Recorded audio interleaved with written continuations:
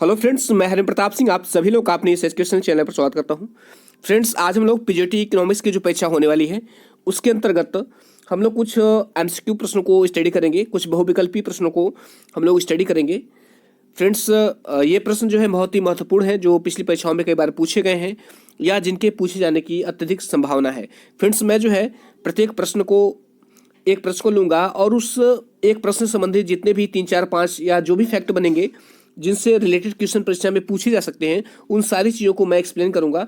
तो friends, around मैं इसमें मैं जो है 20 या 25 प्रश्न बताऊंगा। अराउंड 25 प्रश्न है और 25 प्रश्न से आप के लगभग जो है कम से कम 100 प्रश्न तैयार होंगे। और ये प्रैक्टिस नंबर 6 है।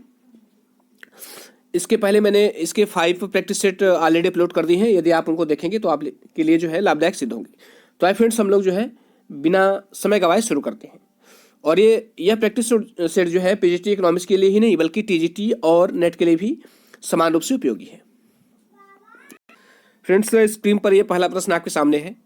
उसे पूछ रहा है कि लाभ के लगान सिद्धांत का प्रतिपादन किसने किया था। लाभ के लगान सिद्धांत का प्रतिपादन किसने किया था? वॉकर ने, मिल ने किया था, रिकॉर्डर ने किया था कि नाइट ने किया था? तो बताइए फ्रेंड्स, कौन सा ऑप्शन सही होगा? तो फ्रेंड्स, इसका ऑप्शन में बता दूं पहले, लाभ के लगान सिद्धांत का प्रतिपादन वॉकर ने किया था। ऑप्शन ए सही है। देखिए, वॉकर के अनुसार लाभ लगान से भिन्न है और यह उत्पादन लागत में सम्मिलित होता है। लाभ तथा लगान के बीच निम्नांकित अंतर पाए जाते हैं।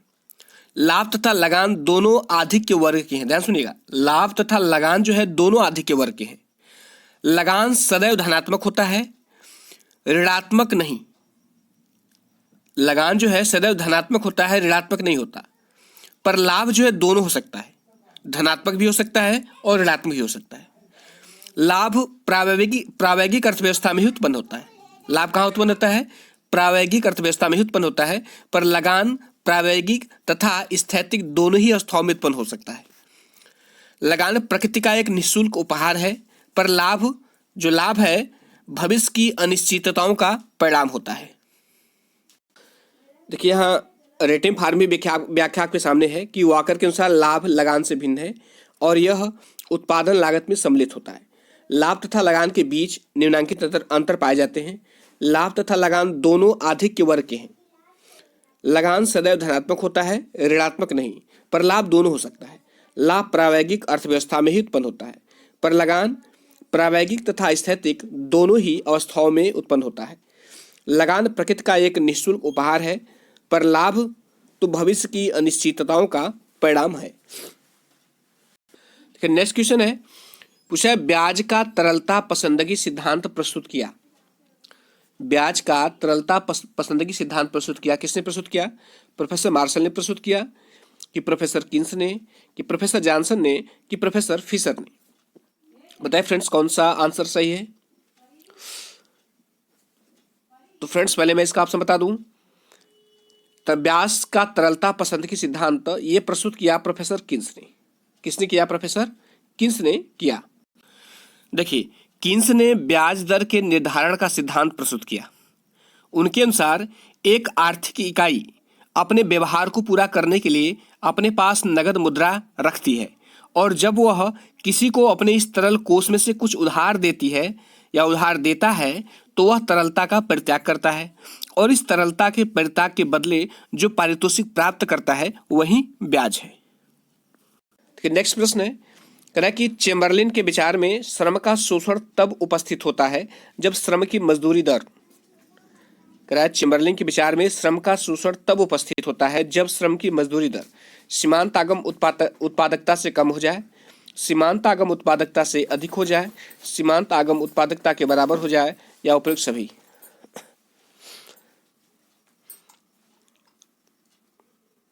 तो बताइए फ्रेंड्स, इसमें कौन सा ऑप्शन सही होगा?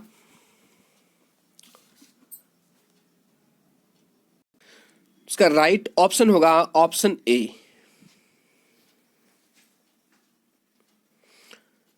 श्रम का शोषण तब उपस्थित होता है जब श्रम की मजदूरी दर सीमांत आगम उत्पादकता से कम हो जाए। देखिए, जब श्रम बाजार में पूर्ण प्रतियोगिता हो पर वस्तु बाजार में अपूर्ण प्रतियोगिता की स्थिति हो तो श्रमिक को जो मजदूरी दी जाएगी वह उसकी सीमांत आय के तो बराबर होगी, पर उसका शोषण होगा जो उसके सीमांत मूल्य उत्पादन तथा मजदूरी की दर के अंतर के बराबर होगा। श्रम का जो शोषण होगा उसे एकाधिकारिक शोषण कहा जा सकता है। नेक्स्ट क्वेश्चन है, कह रहा है कि रिकार्डो के अनुसार उपज की कीमत बढ़ने से भूमि की कीमत अर्थात लगान बढ़ जाता है, कम हो जाता है, शून्य हो जाता है, समान बना रहता है। तो बताइए कौन सा ऑप्शन सही है इसमें। तो फ्रेंड्स इसमें ऑप्शन ए सही है। रिकार्डो के अनुसार उपज की कीमत बढ़ने से भूमि की कीमत अर्थात लगान बढ़ जाता है। देखिए, रिकार्डो के अनुसार लगान भूमि की पूर्ति की सीमितता का परिणाम है। ध्यान सुनिएगा, रिकार्डो के अनुसार लगान भूमि की पूर्ति की सीमितता का परिणाम है, जिसके फलस्वरूप जैसे से मूल्य बढ़ता जाएगा निष्क्रिय भूमि के अभाव में लगान बढ़ता जाएगा। नेक्स्ट क्वेश्चन है, यदि साधन की सीमांत उत्पादकता में वृद्धि की जा सकती है तो उसकी मांग तथा मूल्य घटेगा, उसकी मांग तथा मूल्य अप्रभावित रहेगा, उसकी मांग तथा मूल्य में वृद्धि होगी और उपयुक्त में से कोई नहीं। तो बताइए कौन सा ऑप्शन सही होगा इसमें।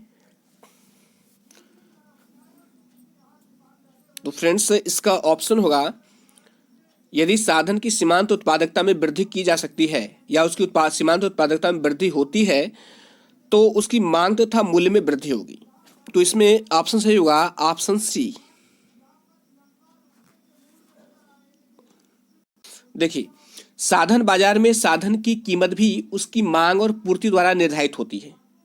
साधन की मांग प्रत्यक्ष मांग नहीं होती, क्योंकि मांग तो वस्तुओं या पदार्थों की होती है और साधनों की आवश्यकता उन वस्तुओं के उत्पादन के लिए होती है।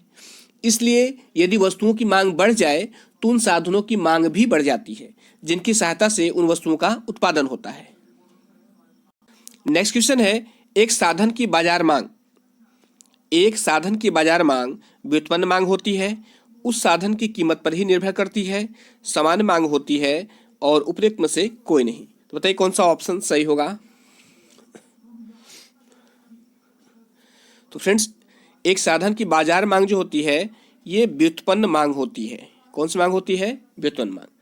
देखिए, किसी वस्तु की मांग इसलिए होती है क्योंकि उसमें प्रत्यक्ष उपयोगिता उपभोक्ता को मिलती है। इसी प्रकार साधन की भी उपयोगिता होती है, पर वह व्युत्पादित होती है क्योंकि साधनों की आवश्यकता उन वस्तुओं के उत्पादन के लिए होती है जिनकी मांग बाजार में की जाती है। नेक्स्ट क्वेश्चन है, व्यापार चक्र का नवप्रवर्तन सिद्धांत प्रस्तुत किया। व्यापार चक्र का नवप्रवर्तन सिद्धांत प्रस्तुत किया किसने? किन्स ने प्रस्तुत किया? हार्ट्रे ने प्रस्तुत किया, शुम्पेटर ने प्रस्तुत किया कि हिग्स ने प्रस्तुत किया था? बताइए कौन सा ऑप्शन सही है। तो फ्रेंड्स इसका ऑप्शन होगा, व्यापार चक्र का नवप्रवर्तन सिद्धांत प्रस्तुत किया था शुम्पेटर ने।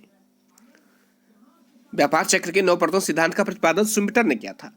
अर्थव्यवस्था के ढांचे में जो नवप्रवर्तन होते हैं वही आर्थिक उतार चढ़ाव के स्रोत हैं। व्यापार चक्र किसी पूंजीवादी समाज में आर्थिक विकास का परिणाम होते हैं। अर्थव्यवस्था की संतुलन स्थिति को शुम्पेटर ने वृत्तीय प्रवाह कहा है। अतः लाभ कमाने के लिए उद्यमी नई वस्तु के रूप में नवप्रवर्तन करके वृत्तीय प्रवाह को भंग करता है। नेक्स्ट क्वेश्चन है, कह रहा है कि किन्स का रोजगार सिद्धांत बचत एवं विनियोग फलन को ब्याज की दर के सापेक्ष लोचदार मानता है, पूर्ण लोचदार मानता है, बेलोच मानता है? ये सभी असत्य हैं।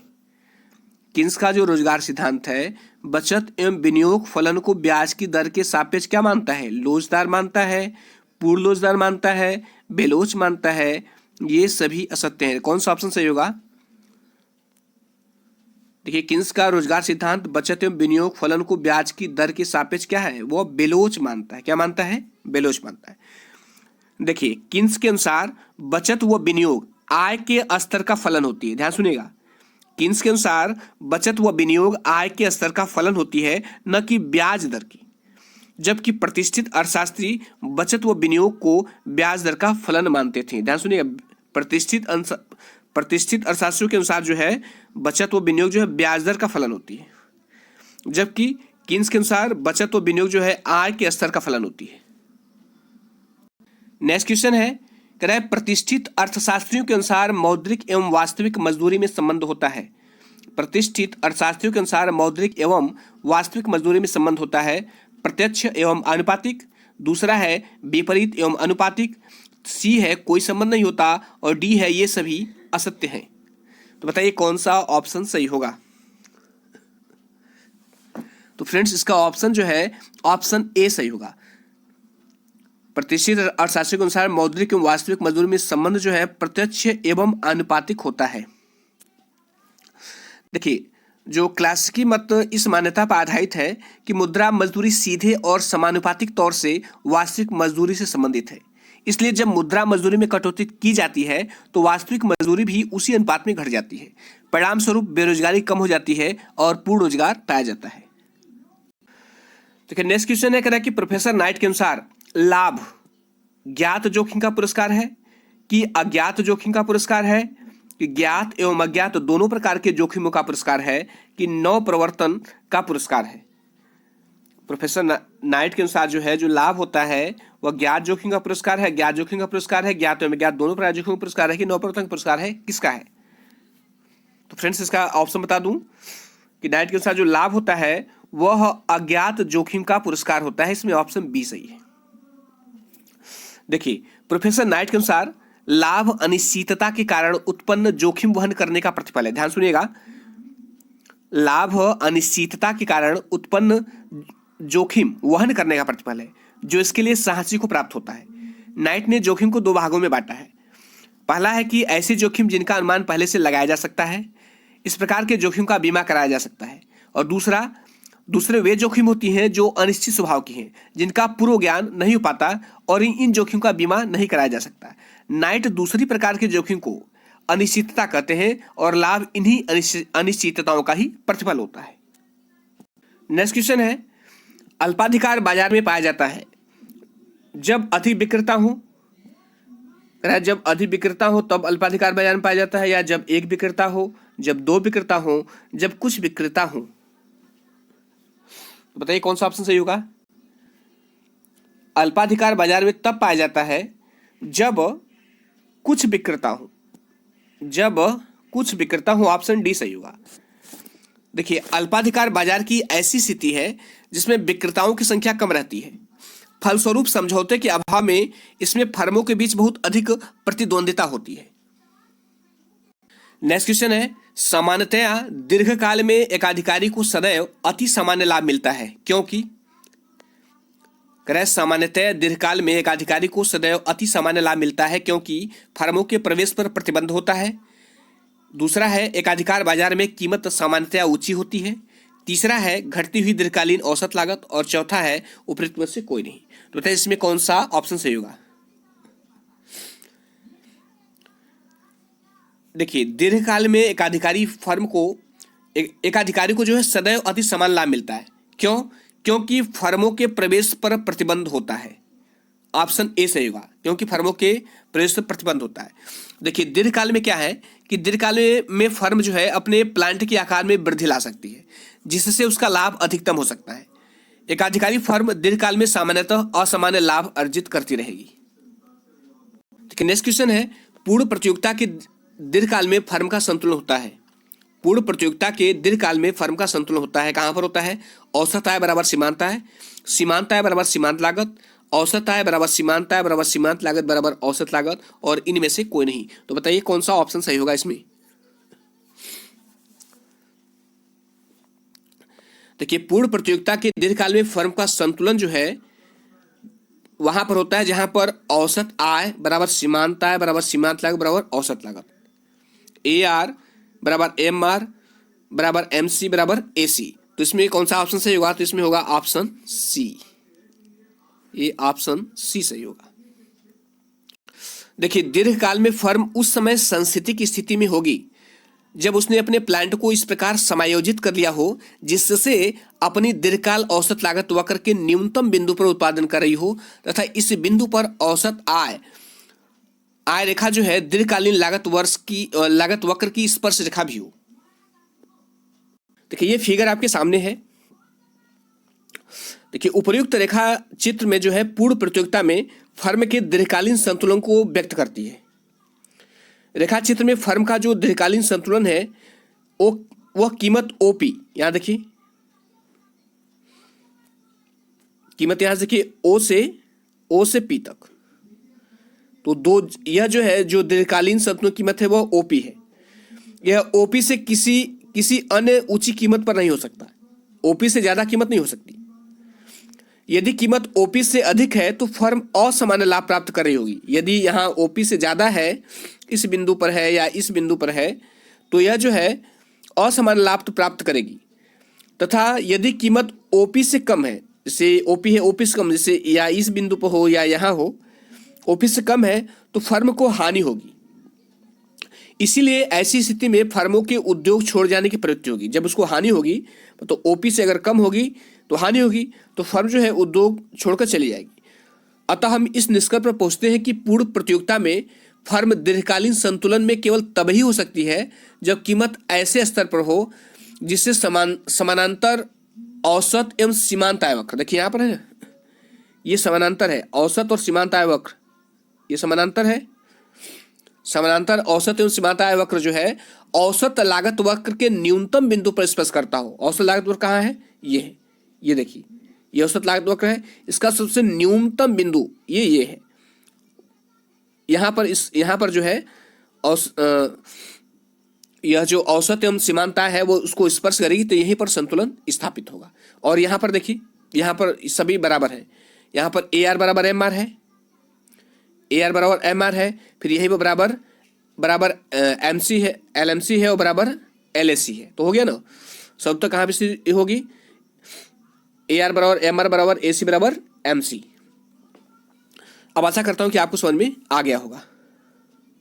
देखिए नेक्स्ट क्वेश्चन है, कह रहा है कि दीर्घकालीन उत्पादन फलन का संबंध है किससे? परिवर्तनशील अनुपात से है, कि पैमाने के प्रतिफल से है, कि उत्पत्ति ह्रास नियम से है, कि इनमें से कोई नहीं। बताइए दीर्घकालीन उत्पादन फलन का संबंध किससे है? तो फ्रेंड्स, दीर्घकालीन उत्पादन फलन का संबंध पैमाने के प्रतिफल से संबंधित होता है। किससे संबंधित होता है? पैमाने के प्रतिफल से संबंधित होता है, तो ऑप्शन बी सही होगा। देखिए जब सभी आगतों को परिवर्तित करते हैं तब इसके निर्गत के ऊपर पड़ने वाले प्रभावों का अध्ययन करते हैं। इस स्थिति का अध्ययन हम पैमाने का प्रतिफल नियम के अंतर्गत करते हैं, इसे दीर्घकालीन उत्पादन फलन कहते हैं। नेक्स्ट क्वेश्चन है, राजकोषीय नीति का तात्पर्य है खुले बाजार की क्रिया से, आरक्षित अनुपात में परिवर्तन से, विदेशों से ऋण लेना, या करारोपण और सरकारी व्यय। बताइए कौन सा ऑप्शन सही होगा? राजकोषीय नीति का तात्पर्य कारारोपण और सरकारी व्यय से है। राजकोषीय नीति का तात्पर्य कारारोपण और सरकारी व्यय से है। देखिए राजकोषीय नीति से आशय सरकार की सार्वजनिक व्यय, कारारोपण, सार्वजनिक ऋण तथा उसके प्रबंध से संबंधित नीतियों से है। ध्यान सुनिएगा, राजकोषीय नीति से आशय सरकार की सार्वजनिक व्यय, कारारोपण, सार्वजनिक ऋण तथा उसके प्रबंध से संबंधित उन नीतियों से है जिनका प्रयोग सरकार अर्थव्यवस्था में रोजगार, राष्ट्रीय उत्पादन, आंतरिक तथा बाह्य आर्थिक स्थिरता, आर्थिक समता आदि नीतियों के प्रमुख उद्देश्यों को प्राप्त करने के लिए करती है।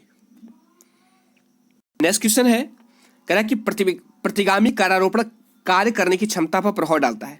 प्रतिगामी कारारोपण कार्य करने की क्षमता पर प्रभाव डालता है, अनुकूल प्रभाव डालता है, कि प्रतिकूल प्रभाव डालता है, कि तटस्थ रहता है, कि इनमें से कोई नहीं। बताइए कौन सा ऑप्शन सही होगा? देखिए जो प्रतिगामी कारारोपण होता है वह कार्य करने की क्षमता पर प्रतिकूल प्रभाव डालता है। कैसा प्रभाव डालता है? प्रतिकूल प्रभाव डालता है, तो ऑप्शन बी सही होगा। देखिए प्रतिगामी कर की दर वह अनुसूची है जिसमें आय की वृद्धि के साथ साथ कराधार की दर में कमी आती है, क्योंकि आय अनुपात में वृद्धि के साथ ही कर का भार कम होने लगता है, जो अमीर और गरीब वर्ग के अंतर में वृद्धि करता है, जिससे निर्धनों पर हमेशा बुरा प्रभाव पड़ता है। या ऐसे समझिए कि जो प्रतिगामी कारारोपण होता है, जिनकी आय अधिक होती है उन पर कम कर लगाया जाता है, जिनकी आय कम होती है उन पर अधिक कर लगाया जाता है। तो इससे क्या होगा? इससे कार्य करने की क्षमता पर प्रतिकूल प्रभाव पड़ता है और निर्धनों पर इसका बुरा प्रभाव पड़ता है। देखिए नेक्स्ट क्वेश्चन है, कह रहा है कि निम्नलिखित में से कौन प्रोफेसर सिराज के कारारोपण के नियमों में सम्मिलित नहीं है? कह रहा है निम्नलिखित में से कौन प्रोफेसर सिराज के कारारोपण के नियमों में सम्मिलित नहीं है? आधिक्य, लोच, मितव्ययिता और अनुमोदन। बताइए कौन सा ऑप्शन जो है इनके कारारोपण के नियमों में सम्मिलित नहीं है?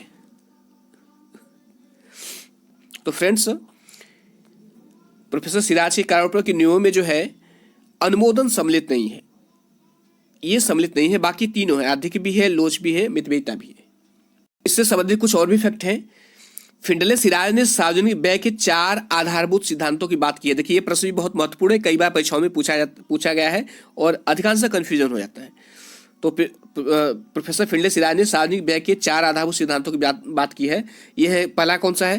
पहला है लाभ का नियम, दूसरा है मितव्ययिता का नियम, और तीसरा है स्वीकृति का नियम, और चौथा है आधिक्यता का नियम। जबकि उसमें क्या था? अनुमोदन का नियम वो नहीं था। लाभ का नियम, मितव्ययिता का नियम, स्वीकृति का नियम तथा आधिक्य का नियम। नेक्स्ट क्वेश्चन है कि निम्नलिखित में से किस कर को प्रत्यक्ष कर नहीं कहा जा सकता है? निम्नलिखित करों में से किस कर को प्रत्यक्ष कर नहीं कहा जा सकता है? आयकर को, संपत्ति कर को, उपहार कर को और उत्पाद कर को। बताइए किस कर को प्रत्यक्ष कर नहीं कहा जा सकता? तो फ्रेंड्स इसमें ऑप्शन सही है उत्पाद कर को, इसे प्रत्यक्ष कर नहीं कहा जा सकता। जबकि आयकर, संपत्ति कर, उपहार कर ये तीनों प्रत्यक्ष कर हैं और ये उत्पाद कर जो है अप्रत्यक्ष कर है। देखिए जिन करों के बोझ को विवर्तित किया जा सकता है उन्हें परोक्ष कर कहते हैं या अप्रत्यक्ष कर कहते हैं। जैसे संघीय उत्पाद शुल्क है, सीमा शुल्क है, सेवा कर है, बिक्री कर है। जबकि आयकर में जो है निगम कर, उपहार कर, आस्ति कर, व्यय कर, संपत्ति कर, पूंजी लाभ कर, लाभांश कर, ब्याज कर आदि केंद्र सरकार के प्रत्यक्ष कर हैं। नेक्स्ट क्वेश्चन है कि वैगनर की परिकल्पना संबंधित है। वैगनर की परिकल्पना संबंधित है सार्वजनिक आय से, सार्वजनिक व्यय से, मुद्रा की पूर्ति से या सार्वजनिक ऋण से। तो वैगनर की परिकल्पना किससे संबंधित है? तो इसका ऑप्शन बता दें। वैगनर की परिकल्पना सार्वजनिक व्यय से संबंधित है, इसमें ऑप्शन बी सही होगा। देखिए एडोल्फ वैगनर ने आनुभाविक विश्लेषण के आधार पर यह स्थापित किया कि सार्वजनिक व्ययों में विस्तार की दर अर्थव्यवस्था की समृद्धि दर से अधिक होती है। जैसे जैसे आर्थिक विकास होता जाएगा राज्य की क्रियाओं में और तेजी से विस्तार होगा। उनके सिद्धांत को राज्य व्यय के विस्तार का नियम कहते हैं। देखिए नेक्स्ट क्वेश्चन है, राजकोषीय नीति के संबंध में निम्नलिखित में से कौन सा कथन सही नहीं है? कह रहा है कि राजकोषीय नीति के संबंध में निम्नलिखित में से कौन सा कथन सही नहीं है? तो पहला है कि राजकोषीय नीति में कर नीति और व्यय को सम्मिलित किया जाता है। राजकोषीय नीति का संबंध सार्वजनिक ऋण तथा प्रबंधन से है। राजकोषीय नीति अर्थव्यवस्था में मुद्रा की पूर्ति को प्रभावित करती है और राजकोषीय नीति विनिमय दर को स्थिर रखती है। तो राजकोषीय नीति के संबंध में कौन सा कथन सही नहीं है या कौन सा इसमें सम्मिलित नहीं है? बताइए फ्रेंड्स। तो फ्रेंड्स राजकोषीय नीति में ये सम्मिलित नहीं है। राजकोषीय नीति जो है विनिमय दर को स्थिर रखती है, ये सही नहीं है। देखिए राजकोषीय नीति से आशय सरकार की सार्वजनिक व्यय, करारोपण, सार्वजनिक ऋण तथा उसके प्रबंध से संबंधित उन नीतियों से है जिनका प्रयोग सरकार अर्थव्यवस्था में रोजगार, आय, आंतरिक तथा बाह्य आर्थिक स्थिरता, आर्थिक समता आदि आर्थिक नीतियों के प्रमुख उद्देश्य को प्राप्त करने के लिए करती है। विनिमय दर को नियंत्रित करने का कार्य मौद्रिक नीति के तहत किया जाता है। ध्यान सुनिएगा, विनिमय दर को नियंत्रित करने का कार्य मौद्रिक नीति के तहत किया जाता है, जिसका निर्धारण भारतीय रिजर्व बैंक द्वारा किया जाता है, न कि राजकोषीय नीति द्वारा। नेक्स्ट क्वेश्चन है कि प्राथमिक घाटे में यदि सरकार द्वारा दिया गया ब्याज जोड़ दिया जाए तो वह बराबर होगा। प्राथमिक घाटे में यदि सरकार द्वारा दिया गया ब्याज जोड़ दिया जाए तो वह बराबर होगा किसकी? राजकोषीय घाटे के बराबर होगा कि बजट घाटे के, कि मौद्रिक घाटे के, कि नियोजित घाटे की? तो फ्रेंड्स प्राथमिक घाटे में यदि सरकार द्वारा दिया गया ब्याज जोड़ दिया जाए तो वह बराबर होगा राजकोषीय घाटे। किसके? तो वह राजकोषीय घाटे के बराबर होगा। देखिए बजटरी व्यवहार से उत्पन्न घाटे को ज्ञात करने के लिए राजकोषीय घाटे में से ब्याज अदायगी को निकाल देते हैं तो उसे प्राथमिक घाटा कहा जाता है। अर्थात प्राथमिक घाटा बराबर सकल राजकोषीय घाटा माइनस ब्याज दायित्व। देखिए नेक्स्ट क्वेश्चन है, देखिए यह प्रश्न भी कई बार पूछा है।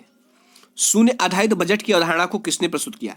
शून्य आधारित बजट की अवधारणा को किसने प्रस्तुत किया? R.A. मसग्रेव ने प्रस्तुत किया, कि J.M. किन्स ने किया, कि पीटर ए पायर ने किया, कि A.H. हैंसन ने किया? तो किसने किया? तो फ्रेंड पहले इसका ऑप्शन बता दें कि शून्य आधारित बजट की अवधारणा को जो है पीटर ए पायर ने प्रस्तुत किया। किसने प्रस्तुत किया? पीटर ए पायर ने प्रस्तुत किया। देखिए शून्य आधार बजटिंग तकनीकी का प्रवर्तन पीटर पायर ने 1970 में किया। जीरो बेस्ड बजटिंग एक नई तकनीकी है जिससे सार्वजनिक व्ययों में अपव्ययता में कमी लाई जा सके। इसमें प्रत्येक क्रिया के लिए शून्य आधार ढूंढा जाता है और प्रत्येक क्रिया का मूल्यांकन नई क्रिया के रूप में किया जाता है। नेक्स्ट क्वेश्चन है, निम्न में से कौन सा कथन गलत है?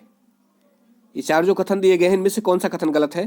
पहला है कि सार्वजनिक प्राप्ति, सार्वजनिक आय तथा सार्वजनिक ऋण का योग होता है। दूसरा है कर एक अनिवार्य भुगतान है। सी है एडम स्मिथ ने करारोपण के 5 नियम दिए हैं। और डी है प्रकृतवादियों ने एक कर प्रणाली का समर्थन किया है। तो इसमें कौन सा ऑप्शन गलत है? तो फ्रेंड्स इसमें जो है ये गलत है। एडम स्मिथ ने कारारोपण के 5 नियम दिए हैं, ये गलत है, क्योंकि एडम स्मिथ ने कारारोपण के 4 नियम दिए हैं, जो कि ऊपर वाला ये भी सही है, ये भी सही है और ये भी सही है, जो कि ये गलत है। देखिए एडम स्मिथ ने कारारोपण के 4 नियम दिए हैं। कितने? 4 नियम दिए हैं। एडम स्मिथ ने कारारोपण के 4 सिद्धांतों कौन कौन से? समता का नियम, मितव्ययिता का नियम, निश्चितता का नियम तथा सुविधा का नियम की चर्चा की है उन्होंने। तो फ्रेंड्स आज का वीडियो इसी पर समाप्त होता है। ये उपयोगी प्रश्न आपके सामने हमने प्रस्तुत किए और आशा करता हूं कि आपने भी इसको एंजॉय किया होगा और चीज़ें आपको समझ में आई होंगी। आप अपने कमेंट जरूर दीजिएगा कि वीडियो कैसा रहा, जो कि आपके कमेंट से जो है हमें फीडबैक मिलता है, एक मोटिवेशन मिलता है कि नहीं वीडियो बनाने की आवश्यकता है और आवश्यकता है कि नहीं है, आपको वीडियो कैसा लगा। तो फ्रेंड्स वीडियो समाप्त करने से पहले मैं एक बार आपको फिर से धन्यवाद देता हूँ और इसी तरह मैं जो है पैसा होने तक आपके साथ बना रहूँगा। Thank you.